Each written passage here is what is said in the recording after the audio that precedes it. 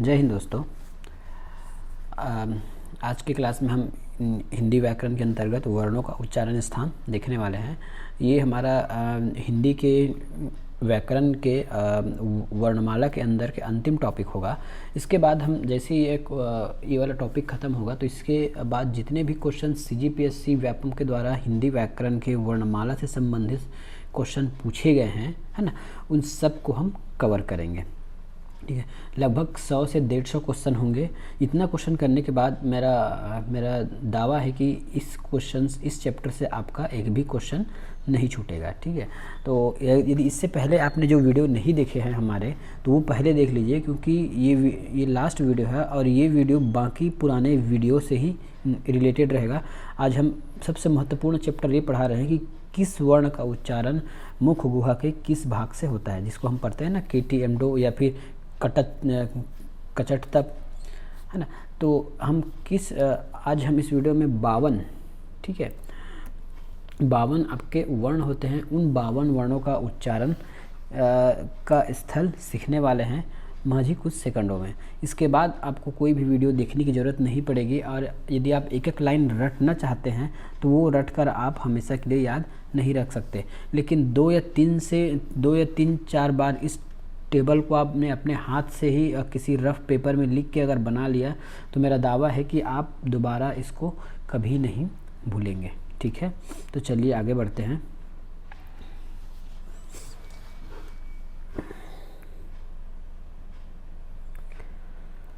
तो सबसे पहले इस टेबल के बारे में देख लीजिए। आज का टॉपिक रहेगा हमारा वर्णों का उच्चारण स्थान। ठीक है, सबसे पहले आपको इस टेबल के इस अंतर्गत इतने को ही पहले ध्यान देना है, जो मैंने अभी हमने डिब्बा बनाया है, इसको ही पहले ध्यान देना है। बाकी इधर आपको ऐसे ही याद होने वाला है। ठीक है, तो ये इस चार्ट से आप पहले ही परिचित होंगे। पहले हमने इस सब चीज़ों की बातें की है। क ख ग घ अंगा, च छ ज झ य, ट ठ ड ढ ण, त थ द ध न, प फ ब भ म।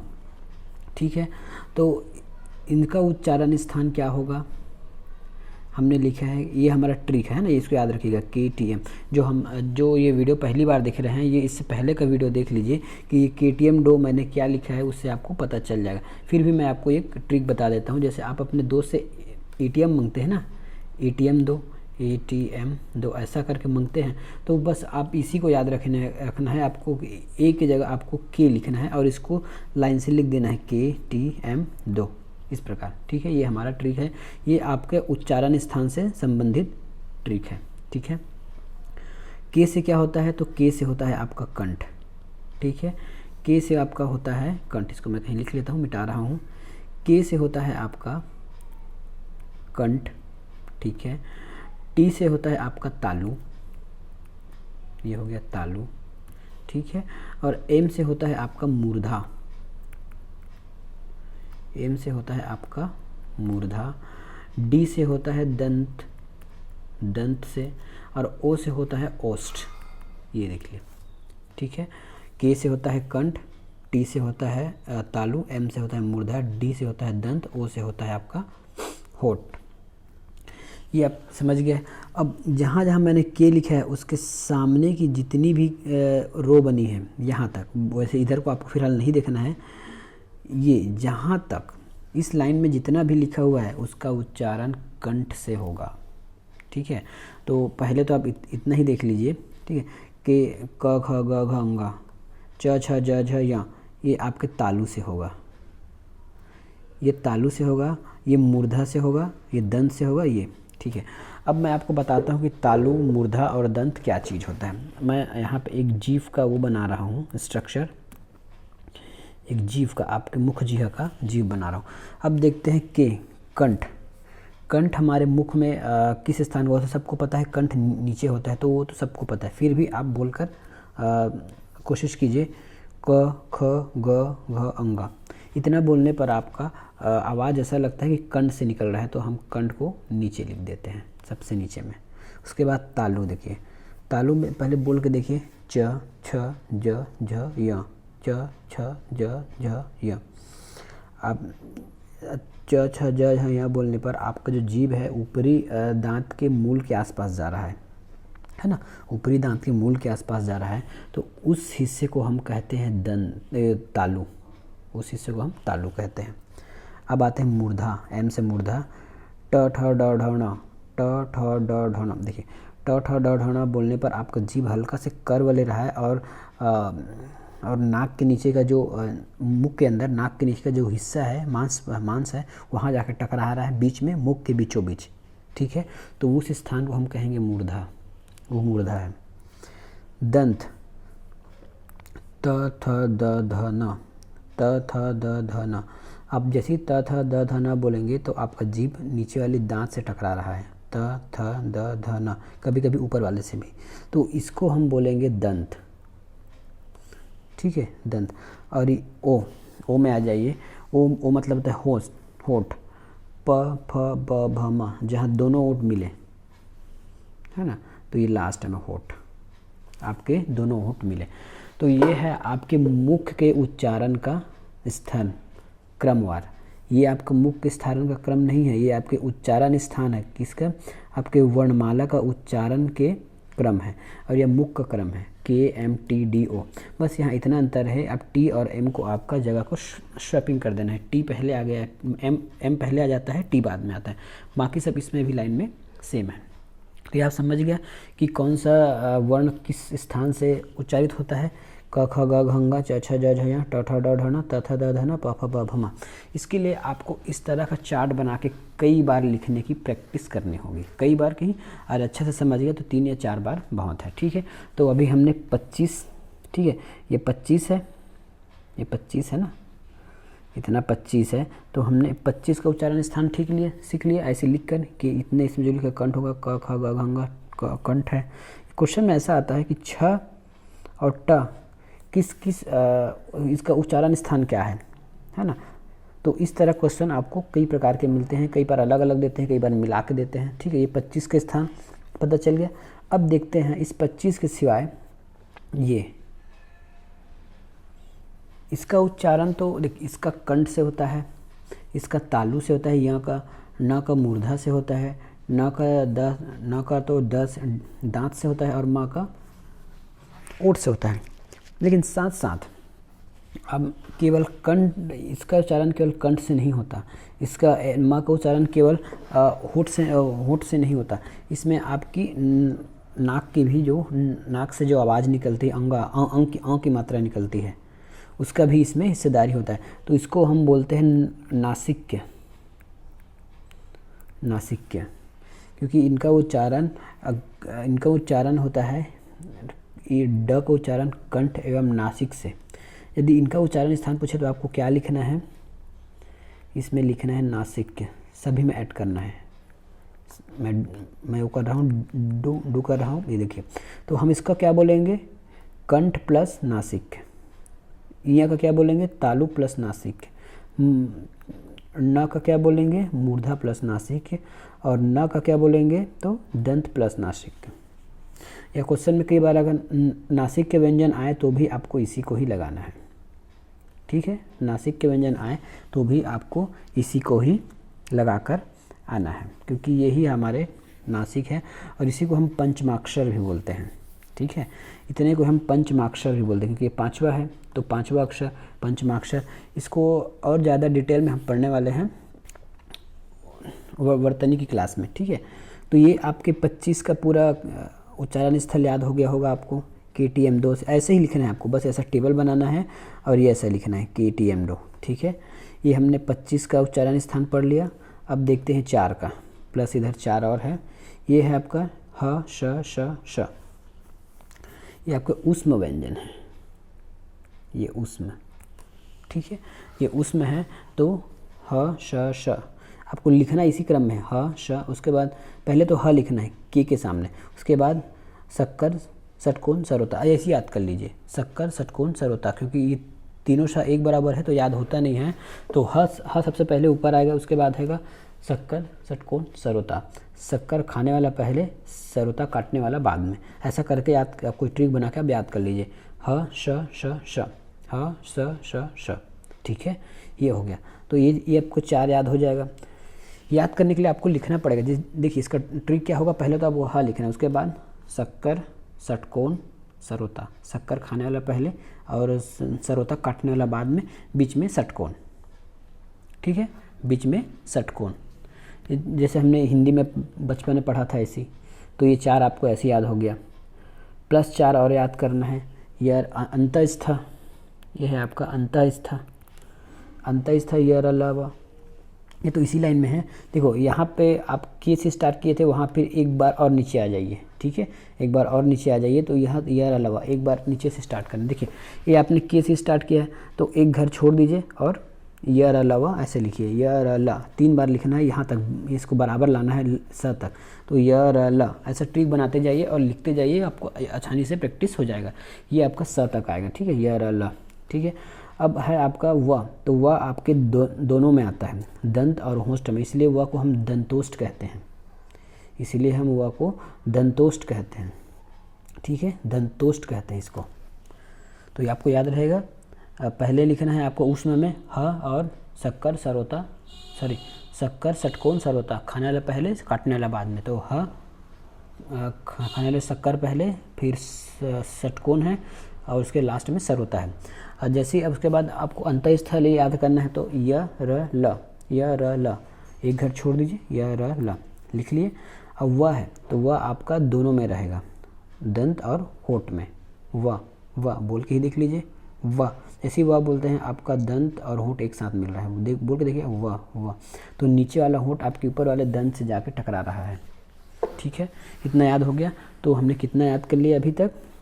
25, 4, 4 और ये 4। ठीक है, हमने 33 याद कर लिए। ये इतना हमारे स्वर होते हैं, लेकिन परंपरागत से इतने स्वर होते हैं। लेकिन और यदि इसके और भेद देखे जाएं, है ना, संयुक्त और उच्छिप्त या फिर द्विगुण को मिला दिया जाए, तो ये आपका 39 हो जाता है। अब देखते हैं 39 में अभी 4 और 4 2 6 और बचा है। तो 6 का देखते हैं, 6 में क्या क्या है। पहले आपका अक्षर, है ना, त्र, ज्ञ और श्र, श्रमिक वाला, ऐसा। ठीक है, अब इसका एक एक देखते हैं, एक एक उच्चारण स्थान इसका क्या हो गया। पहले देखते हैं अक्षर का। ये अक्षर, ये किससे मिलके बना है? ये आपका किससे मिलके बना है? तो ये होता है क प्लस श से, क प्लस श से। अब इसको आप याद रखने के लिए आपको यहाँ कहीं जगह लिखने की आवश्यकता नहीं है। ठीक है, आप देखिए फिर क कहाँ पे आता है। क आपका आता है कंठ में, तो ये हो गया आपका कंठ। श किस में आता है? श आपका आता है मूर्धा। ये इस प्रकार क्वेश्चन में आप ऐसा है तो ऐसे ही आपको बनाएंगे, बस हो गया आंसर। ठीक है, कंठ प्लस मूर्धा से आपका अक्षर का उच्चारण होता है। तो एक देख लिए। दूसरा देख लेते हैं ज्ञ, जिसको हम ज्ञानी भी बोलते हैं आज तक, लेकिन उस जल में ये ज्ञ है। ज्ञ किससे मिलके बना है? ज्ञ और या से, ज्ञ प्लस या। अब ज कहाँ है देखिए, च छ ज झ, ये देखिए आपका ज यहाँ पे है। और ज क्या है? टी है। टी मतलब तालु। या की अंश है, या भी तालु है, या भी तालु है। तो ये तो आपके लिए अच्छी बात हो गई कि दोनों टी टी है, तो ये तालु से ही होगा। तालु प्लस नासिक्य। ठीक है, तालु प्लस नासिक्य, ज्ञ, तालु प्लस नासिक्य, ज्ञ। ठीक है, तालु प्लस नासिक्य से इसका उच्चारण होगा ज्ञ। अगला देखते हैं त्र, त और र से, त प्लस र से। ठीक है, त प्लस र से इसका निर्माण हुआ है। त कहाँ पे है? त थ द ध न, त दंत, ये डी। र किस में है? र आपकी मूर्धा में है। ये लिखिए, यहाँ पे र है ना, अंतस्थ है ये, या र लवा। ये देखिए त आपका कहाँ पे था? ये त है और ये र है। तो डी प्लस एम, दंत और मूर्धा से आपके त्र का होता है त्र। देखिए जैसे आप त्र बोलेंगे तो होगा क्या, आपका जीभ जो है पहले जाएगा दंत में, उसके बाद चला जाएगा र बोलने के लिए ऊपर, त्र झटके के साथ। ठीक है, आगे देखते हैं। आपका बच गया श्र, ये श्र है, ये आपका श्र प्लस र से मिल के बना है। अब श्र कहाँ पे है? ये है आपका श्र। ये किस में है? तालु में। प्लस र किस में है, मूर्धा में। तालु और मूर्धा आपका इसका उच्चारण स्थान कहलाएगा। ठीक है, ये हो गया। तो हमने 25 देखे, पहले 25 देखे, फिर 4 देखे अंतस्था वाला, फिर ये उसमें देखे, फिर 4 देखे अंतस्था, ये देख लिए। उसके बाद हमने देखिए संयुक्त देख लिए 4, 2 और बचा है उच्छिप्त ड और ढ। तो ये होता है आपका ड और ढ। तो इसका उच्चारण स्थान वही होगा जो इसके बगल में है, जैसे ये ड और ये ढ, इसका उच्चारण स्थान यही है, मूर्धा। इसका उच्चारण स्थान यही है, मूर्धा। ठीक है, तो इस प्रकार से आपके पूरे 39 व्यंजनों का हमने यहाँ से उच्चारण स्थान देख लिया है। अब हमारा बचता है स्वर। ठीक है, अब हमारा बचता है स्वर। स्वर कितना है, स्वर 13 है। ठीक है, उसमें से अम और आहा, इसकी हम फिलहाल बात नहीं करेंगे। अम का तो उच्चारण आपके नासिक कैसे होता है, अम का उच्चारण नासिक कैसे होता है, बाकी इन स्वरों का उच्चारण देख लेते हैं। आहा, आहा का कंठ से माना जाएगा। ठीक है, अब देखते हैं आ आ ई उ री उ का। ठीक है, चलो इसको देखते हैं। आपको ऐसे बॉक्स बना लेना है, ऐसे सेम, और उसके लास्ट में जहाँ से के स्टार्ट होता है ना, जहाँ से कंठ है वहाँ से लिखना है आपको आ ई री उ। ये आपको क्रम याद होना ही चाहिए। यदि ये क्रम याद नहीं हुआ तो आपको आप इसमें नहीं जान पाओगे कौन सा उच्चारण कहाँ से होता है। आ ई उ।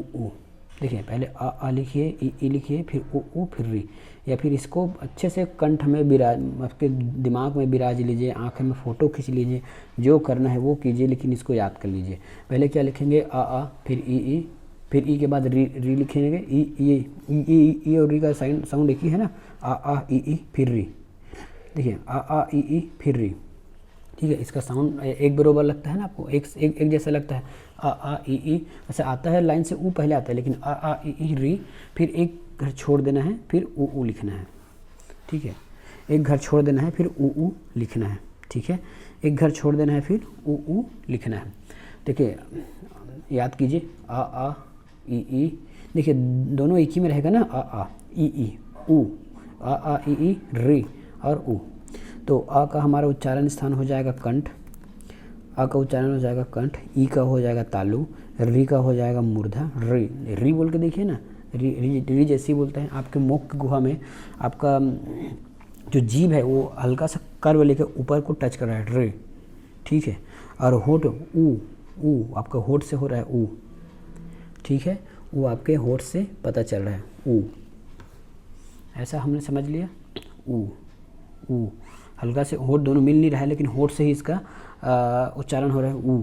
ठीक है, तो ये हमने ज्ञान प्राप्त कर लिया इतना, ये होठ से। हमारे पास कितने स्वर हैं, हमारे पास 11 स्वर है। अम को तो हम यहाँ से देख लिए हैं, नासिक क्या है, तो बचे 11। तो क्या क्या बच गया, 2 2 4 5 6 7 हमारे पास बच गया, और 7 4 11, 4 हमारे पास और बचा है। तो हम देखते हैं इसका उच्चारण स्थान क्या होगा। हमारे पास ए बचा है, ए बचा है, ओ बचा है और औ बचा है। जब मैं ये स्वर पढ़ा रहा था तो आपको बताया था कि ये भी संयुक्त स्वर है। ठीक है, ये भी संयुक्त स्वर है, ये भी संयुक्त स्वर है। जैसे हमने संयुक्त व्यंजन पढ़े हैं 4, वैसे भी ये संयुक्त स्वर है। तो इसका उच्चारण स्थान क्या होगा, जो इनके संयुक्त स्वरों का होगा वही इनका उच्चारण स्थान होगा। चलिए अब ए का देखते हैं, ए किससे मिलके बना है। तो ए आपका बनता है आ प्लस ई से। अब देख लीजिए आ कहाँ पे है, आ तो हमारा कंठ में है। ई कहाँ पे है, ई आपके तालु में है। बन गया जी, बना लिए इसी ट्रिक से। इसमें और कोई आपको दिमाग लगाने की ज़रूरत नहीं पड़ेगी, बस ये आपको ये याद रहना चाहिए। ठीक है, के और टी। ठीक है, ये हो गया। अब पढ़ते हैं आय का। आय किससे मिलते बनता है, तो ये बनता है आपका ये आपका बनता है अ से प्लस। वैसे इतना लंबा क्वेश्चन आपको नहीं पूछेगा, क्योंकि देखिए अगर मैं ए का बनाऊंगा तो ए में इतना फिर आ जाएगा। ये ए वाला आपको नहीं पूछेगा एग्ज़ाम में। ठीक है, तो फिर भी मैं एक बार बना के आपको दिखा देता हूँ। अ का स्थान कहाँ से होता है, के से, प्लस ए का स्थान आपका K प्लस T। तो ऐसा लंबा क्वेश्चन आपको नहीं पूछेगा, ठीक है। आपको बस ये पहला वाला याद रखना है, ए का, ए आई। तो ए और आई का भी देखिए, ए का यहाँ से हो रहा है तो आई का भी यहीं से होगा, ठीक है। ए यदि ए का स्थान आपका के टी से हो रहा है तो आई का भी के टी से ही होगा। फिर से देखिए, ये आई है, इसका स्थान आपका के टी से हो रहा है, तो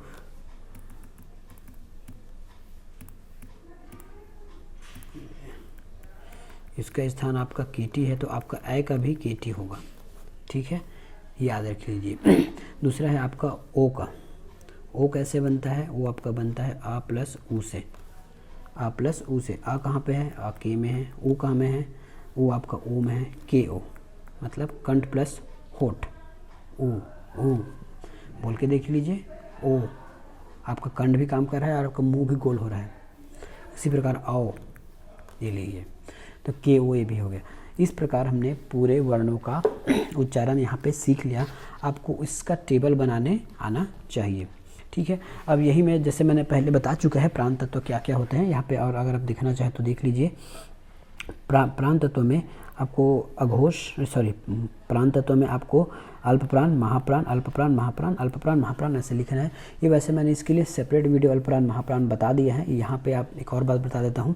घोष में होता है अघोष, अघोष, 2 बार अघोष, फिर सघोष, सघोष, सघोष, ठीक है। ये ट्रिक आपके लिए नहीं है, यहाँ इस क्लास का उद्देश्य मेरा था कि केवल उच्चारण स्थान आपको बताना, ठीक है। चलते हैं नेक्स्ट टॉपिक पे।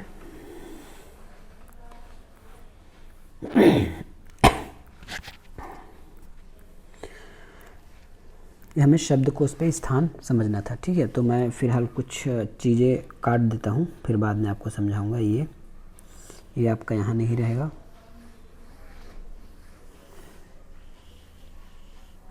ठीक है, ठीक है, ये हो गया। अब यहाँ से आप देखिए कि शब्दकोश में जैसे हमारा हम जमाते हैं ना, A B C D E F G, उसको लाइन वार जमाते हैं। डिक्शनरी में जब खोजना रहता है तब कैसे खोजते हैं? पहले ए देखते हैं, ए के बाद बी देखते हैं, बी के बाद सी। तो जैसा डिक्शनरी में क्रमवार सजाते हैं उसी प्रकार हिंदी में भी क्रमवार सजाया जाता है, ठीक है। तो हम पहले लिखते हैं अ से अ तक, ठीक है। उसके बाद क ख ग घ ङ च छ ज झ ञ। पहले जो हमने लिखा है इसको हम क से म तक यहाँ लिख लेंगे, क से म तक लिख लेंगे। इतना तो सबको आ जाएगा, क से म तक लिखना सबको आ जाएगा, ठीक है। आ से पहले अ तक यहाँ लिख लेते हैं, फिर उसके बाद क से म तक यहाँ लिख लिए। 25 जो आपका स्पर्श व्यंजन है। उसके बाद 4 आपका है य र ल व, अंतस्थ, अंतस्थ, अंतस्थ मतलब आपका य र ल व अर्धस्वर, ठीक है, अर्धस्वर। तो य र ल व। उसके बाद ऊष्म स्वर श श श ह, ये। तो ये आपके डिक्शनरी का बोला जाए तो ये रहता है, क्रम रहता है। डिक्शनरी का क्रम है अ से लेके ह तक। यदि हम स्वर में देखें तो अ से लेके अ तक, क में देखें तो क से लेके ह तक हमारा डिक्शनरी में रहता है। तो बचा हमारा कौन कौन सा है? अम और आहा बच गया है, और साथ में ट ठ और छत्र ज्ञ, छत्र ज्ञ और श्र बच गया है। इसका स्थान भी कहीं ना कहीं होगा, ठीक है, इसका स्थान कहीं ना कहीं होगा। लेकिन ये ह हमारा लास्ट रहता है और अ स्टार्ट होता है। तो अ के स्टार्ट के पहले हम लिख लेते हैं अम और आहा को अ से पहले रखा जाता है। ये अम और आहा को अ से पहले यहाँ रखा जाता है। तो इसका नया स्थान क्या हो जाएगा? अम आहा, मतलब अम से लेके ह तक हमारे डिक्शनरी में शब्द होते हैं इसी क्रम में। अम और आहा को पहले रखा जाता है, ठीक है। अब हम समझते हैं कि इस ढ और इस ढ को कहाँ रखेंगे, ये ढ और ढ को कहाँ रखेंगे। आपको पता है ये उच्छिप्त व्यंजन है ना। इसका जो बना है, ये इसका जो निर्माण हुआ है वो इससे पहले जो ड है ना, सॉरी, इससे पहले जो ड है इसका थोड़ा से बढ़ा के इसको वैसे लिखा गया है। तो इसका उच्चारण स्थान आ जाएगा जस्ट इसके बाद, ठीक है। यदि आप डिक्शनरी में कोई चीज़ देखेंगे तो पहले ड आएगा, और ड वाला कोई शब्द को समाप्त हो जाएगा शब्द, तो उसके बाद इस वाले ड से आपका क्वेश्चन आना शुरू हो जाएगा, मतलब इस वाले ड से आपके शब्दों का प्रारंभ शुरू हो जाएगा। उसी प्रकार ढ है, तो इस ढ का भी यहाँ पे हम इसको स्थान दे देंगे, ठीक है, यहाँ पे इसको स्थान दे देंगे। इस ढ के बाद ये आएगा, और इस ढ के बाद आपका न आएगा, ठीक है, ये देख लिए। अब देखते हैं श्र, ये क्या है, ये इसका क्षण क्या होगा, तो इसको पहले हम तोड़ कर लिखते हैं, ठीक है, ये तोड़ कर लिखते हैं, तो ये होता है क प्लस श, ठीक है। तो इसका स्थान हम क से देखेंगे, क के बाद इसका स्थान आएगा, तो क कहाँ है, क यहाँ पे है, तो इसके बाद मतलब क के बाद ये इसका स्थान निश्चित होता है। क के बाद ये श्र, ये आ गया छतरी वाला, और उसके बाद क ख ग घ ङ ऐसा आगे बढ़ेगा, तो इसका स्थान फिक्स हो गया। अब देखते हैं त्र का, तो आपका त्र बना है त प्लस र से। अब त के बाद इस त्र का उच्चारण होगा, तो त कहाँ पे है, ये त है, इसके बाद आपका त्र आएगा, त्र के बाद थ आएगा, ठीक है। अब आते हैं आपका ज्य, ज्य किससे मिलके बना है, तो आपके ये ज और य से मिलके बना है। तो जो लास्ट में जो वर्ड बना है ना, उसको नहीं देखना है, जो पहले जो जिससे मिला है वो देखना है। तो ज कहाँ पे है, ज यहाँ पे है, तो हम यहाँ से ज यहाँ लिख देंगे। ज्ञानी, जो ज्ञानी वाला है उसको हम कोई लोग ज्ञानी बोलता है, कोई ज्ञ बोलता है, तो इस ज्ञानी को ज के बाद लिख देंगे, ठीक है। अब आता है श्र, ये आपका ये श्र प्लस र बन के बना है, तो श्र के बाद हम इस श्र को लिखेंगे। अब श्र कहाँ है, देखिए श्र, आपका श्र कहाँ पे है, ये है, इसके बाद हम लिखेंगे इस श्र को, श्रमिक वाला, ऐसा। ये होता है हमारा शब्दकोश का स्थान। देखिए आपको यदि ये याद भी नहीं रहेगा तो कम से कम ये याद रख लीजिएगा, अम और आह पहले आएगा, और अ से अ तक, और फिर क ख ग घ च छ ज झ त थ द ध म, और ह लास्ट में है, ऐसा याद करेंगे। तो यदि इससे संबंधित कोई क्वेश्चन आता है तो आप इसको इस प्रकार तोड़ कर निकाल सकते हैं, और ये क्वेश्चन में आता है शब्द का स्थान जमाने के लिए, बताने के लिए, ठीक है। अब देखते हैं इसी का नेक्स्ट पड़ाव। नेक्स्ट पड़ाव में क्या है, ये है, ये आपका डिक्शनरी का है, जैसे क का की कु, इस प्रकार से आपके डिक्शनरी में शब्द जो जमे रहते हैं, है ना, इसको 12 खड़ी भी बोलते हैं, ठीक है। तो ये आज का क्वेश्चन यही समाप्त होता है, मिलेंगे नेक्स्ट वीडियो में। ये हमारा हिंदी का वर्णमाला का संपूर्ण ये ख़त्म हो गया। हिंदी के वर्णमाला का हम जितने भी पार्ट कवर करने वाले थे वो सारा क्वेश्चन ख़त्म हो गया। इसके बाद जितना टॉपिक हमको पढ़ाना था वो सारे टॉपिक ख़त्म हो गए हैं। इसके बाद हमको बस ये पढ़ाना रहेगा, ठीक है। इसके बाद हमको बस इसमें कितना क्वेश्चन अभी तक आया है सीजी और व्यापम के माध्यम से, वो हम नेक्स्ट वीडियो में देखते जाएंगे। कम से कम होगा 100-150 क्वेश्चन होंगे, उससे कम तो नहीं होंगे। एग्जैक्टली मैं बता देता हूँ कि कितने क्वेश्चन हमको करने होंगे सीजी व्यापम और व्यापम के द्वारा पूछे गए क्वेश्चनों में से। तो कुछ क्वेश्चन जो रिपीट होंगे उसको मैं आपको नहीं कराऊंगा, है ना। कम से कम आपका 100 क्वेश्चन रहेगा जो पुराने क्वेश्चन हैं, और कुछ अन्य क्वेश्चन भी देख लेंगे जो अन्य पीसीएस एग्ज़ाम में पूछे गए होंगे। तब तक के लिए धन्यवाद, नमस्कार।